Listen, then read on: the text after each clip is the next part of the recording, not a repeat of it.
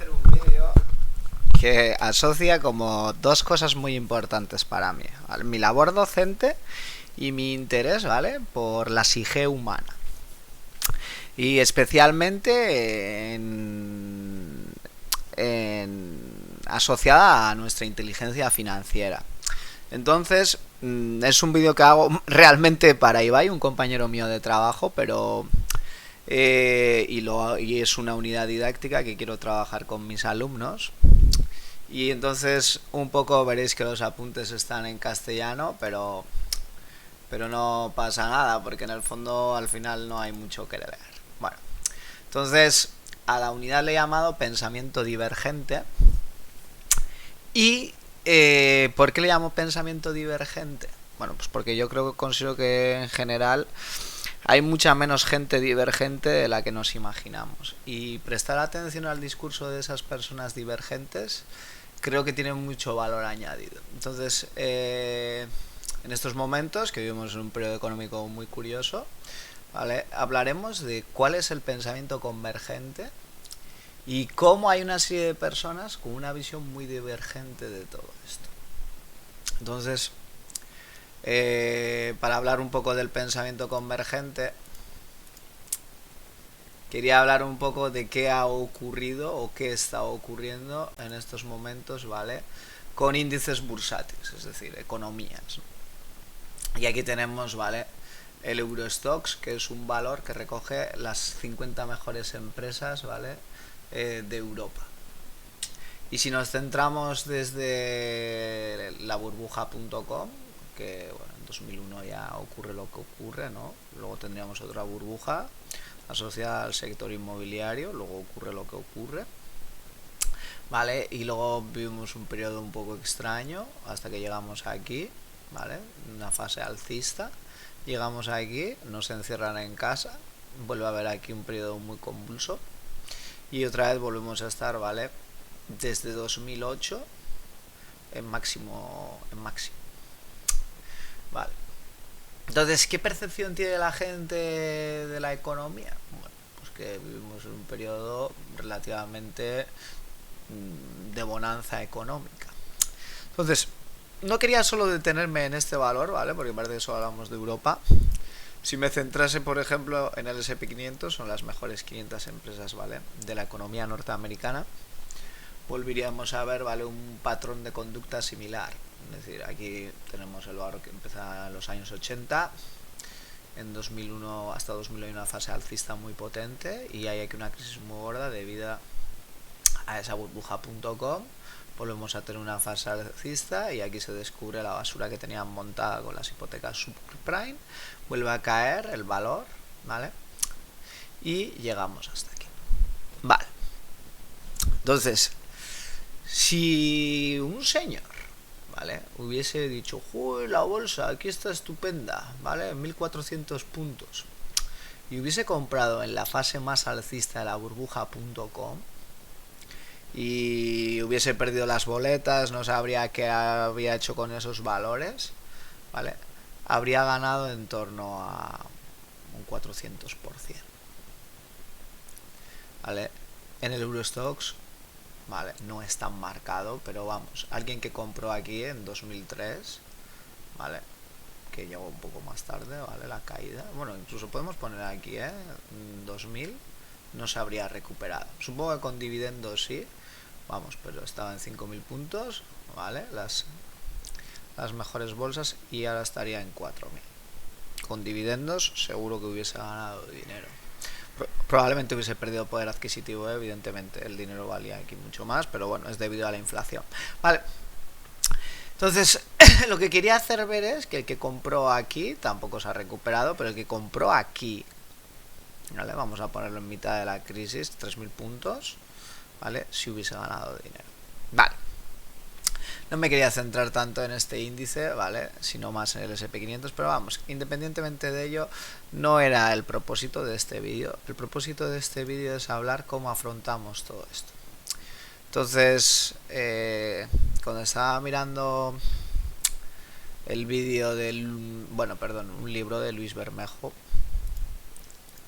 que es este, El cerebro del inversor,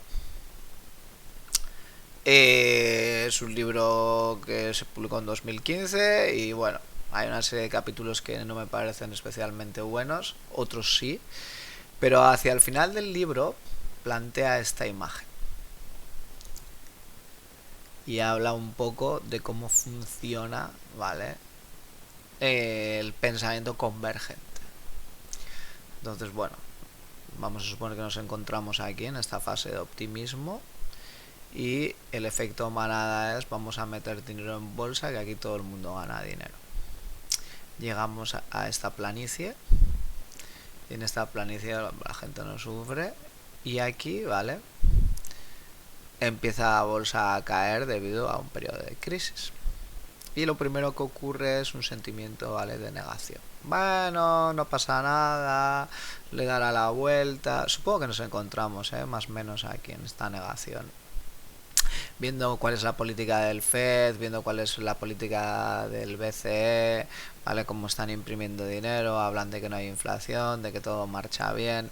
Pero vamos, esto es muy personal, ¿vale? El pensamiento divergente habla de que probablemente estemos en esta etapa, ¿vale? Y bueno, la gente a más empieza a caer, ¿vale? Más interesada se muestra hacia las noticias. Luego aquí ya la gente empieza a tener cierta aversión a las pérdidas de tal. ¿Y qué ocurre? Que muchos que empezaron a meter dinero aquí en este efecto manada empiezan a vender aquí porque no son capaces de gestionar sus emociones, vale. Entonces aquí habla de que el efecto manada otra vez vuelve a aparecer, ¿no? Y, todo el mundo va a vender, bueno, y cuando llegamos aquí, bueno, la economía vuelve a su ser. Digamos que esa crisis hace que a nivel estructural se mejoren una serie de procesos o sean más eficientes y vuelve otro periodo alcista, ¿no? Y si nos pusiésemos, ¿vale?, a ver generalmente valores long time, ¿vale?, pues como el SP500, como el Eurostoxx, al final tú vives en economías que en principio son crecientes, generan riqueza, vale. Ocurriría que, vamos, pues tú, si hubieses sido capaz de abstraerte de toda esta serie de sentimientos, más que abstraerte, capaz de gestionarlos, seguirías, ¿no?, con tu ahorro metido ahí en tu inversión y hubieses seguido adelante y hubieses intentado, ¿vale?, sacarle un rendimiento a tus ahorros. Entonces, ¿qué está ocurriendo? Que la gente en general tiende a pensar que esto es una fiesta y que no va a terminar nunca y que el SP500, pues bueno, no sé, supongo que hará una gráfica que sale de la norma ya, ¿no? Y todos nos hacemos millonarios y nos reímos y tal y cual. Lo mismo ocurría aquí y lo mismo ocurría aquí, vale. Todas estas fases alcistas, ¿vale? Cuando estábamos ya aquí, todo el mundo era muy feliz, muy happy. Y se habla probablemente, todos los pensadores divergentes están hablando probablemente de que nos encontremos ante una crisis muy similar a la de 1929-2008. Es decir, una crisis muy profunda que tendrá consecuencias muy graves para la economía y para el día a día de un ciudadano medio. No me gusta tampoco pensar así, pero vamos. Cuando hablo de la gente que está saliendo del rebaño, vale, y este era un poco el propósito, el inicio de la unidad didáctica con los niños, era hablar de este link. Bueno, venimos aquí. Venimos aquí.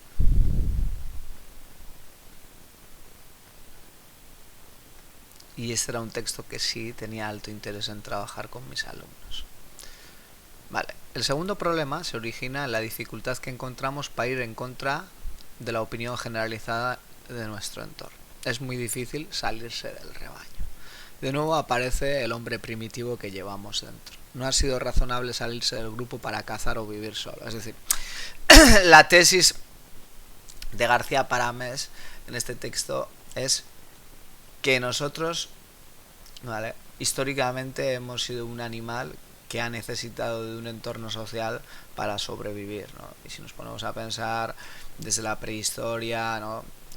Homo erectus, Homo habilis, toda esta serie de homínidos, para poder sobrevivir en un entorno muy hostil, ¿vale? Tenían que compartir la opinión pública. Y aquí viene un poco la clave, ¿no? Pues el grupo suele tener razón, o al menos es más seguro y las circunstancias han cambiado más rápido que nuestro cerebro. De hecho, cuando nos sentimos excluidos del grupo se activan la misma parte del cerebro que lo hace cuando sentimos daño físico. Duele sentirse fuera del grupo. Y pone este ejemplo que a mí me llama mucho la atención.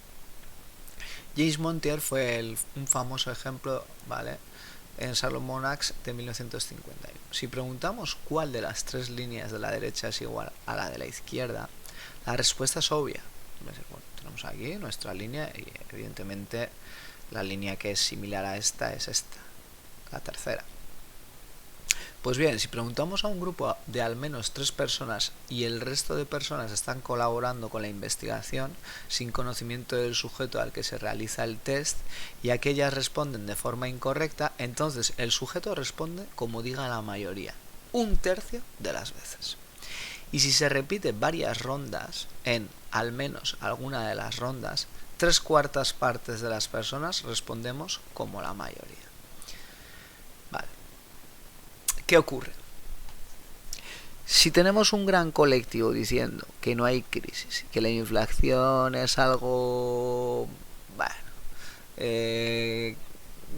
que va a pasar, que tal, la mayoría de la gente repite ese patrón.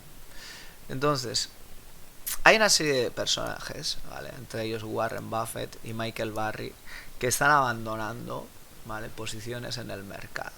Es decir, mientras la mayoría se está posicionando en el mercado porque estamos en máximos históricos, las personas, ¿vale?, que me parece que tienen un alto conocimiento de la economía en la que trabajan y de la tendencia humana, están saliendo del mercado.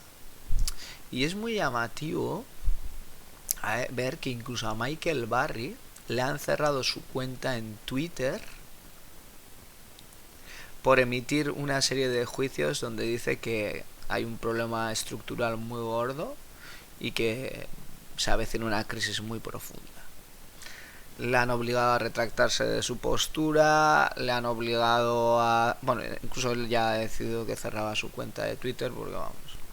Michael Burry fue el analista en 2008 que fue capaz de anticiparse a la crisis de las hipotecas subprime y compró swaps en contra de esas hipotecas. Cerró su fondo ganando un 480% ese año, mientras la mayoría de la gente lo miraba como si fuese a un marciano. El otro día estaba viendo esto. ¡Ey! ¡No! ¿Qué ha pasado? Bueno, vamos a poner aquí. Esto me viene bien saberlo. ¿Qué ocurre?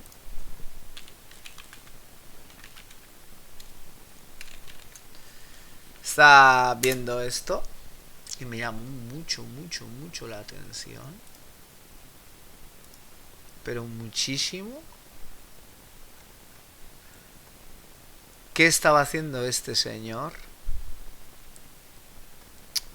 Este señor, ¿vale?, es el responsable de este fondo, ¿vale? Flavio Muñoz Martínez. Es un señor que se dedica a invertir especialmente en el sector tecnológico. Un 36% de su fondo está posicionado en valores tecnológicos. Y luego, si vemos, ¿vale?, el resto de su cartera es una cartera diversificada al uso. Lo que me llamó mucho la atención, y de hecho lo voy a buscar porque ya me parece que quiero que lo vea la gente, ¿vale?, es qué estaba ocurriendo con su cartera. O sea, es decir, ha hecho una cosa que a mí me llama mucho la atención, siendo un profesional del sector. Es decir, ¿por qué hace esto este señor? Bueno, este señor es alguien que maneja los ahorros de mucha gente, 40 millones de euros para ser un fondo de inversión. Es un fondo muy pequeño, pero hay cosas que me llaman mucho la atención.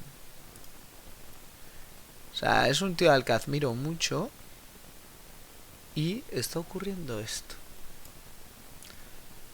En estos momentos, el 56% de su fondo está metido en activos reales, en acciones, pero tiene, ¿vale?, una liquidez de un 43%. Es decir, este señor ha decidido retirarse del mercado. Pensad que una cartera de estas características, ya cuando alguien tiene un 25% de liquidez, empieza a ser relativamente alarmante.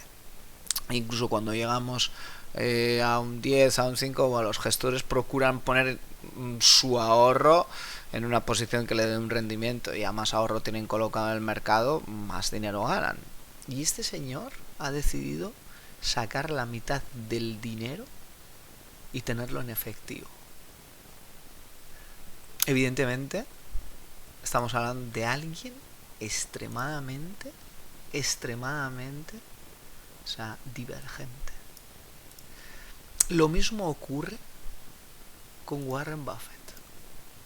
En MIT Bancorp. Warren Buffett, ¿vale?, Hathaway, ha empezado a vender un montón de empresas, entre ellas toda su posición en Pfizer.